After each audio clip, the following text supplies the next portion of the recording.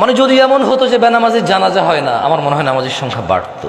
যদি এমন হতো বেনামাজির সাথে কেউ মেয়ে বিয়ে দিবে না, ছেলে বিয়ে দিবে না, আমার মনে হয় নামাজি বাড়তো।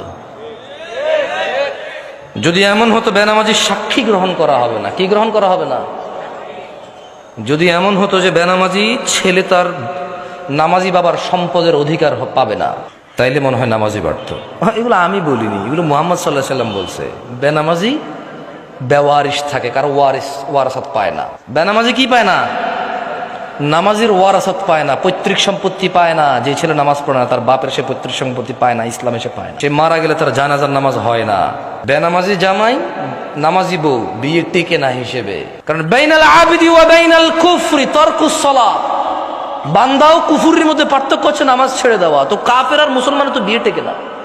বাইনাল আবিদি ওয়া বাইনাশ শিরকি ওয়াল কুফর তারকুস সালাত, বান্দা শিরিক আর কুফুরির মধ্যে পার্থক্য হচ্ছে নামাজ ত্যাগ করা। তো বেনামাজি নামাজি যদি বউ জামাই হয়, টিকবে না, তো থাকবে না এই সংসার। খুব সিম্পল লজিক। আপনি যেদিন হাদিসকে এভাবে দেখবেন, ওই দিন আপনি মানুষ হতে পারবেন। আদারওয়াইজ ওয়াজ শুনতে পারবেন, জুমায় যেতে পারবেন, খুতবা শুনতে পারবেন, কিচ্ছু হবে না।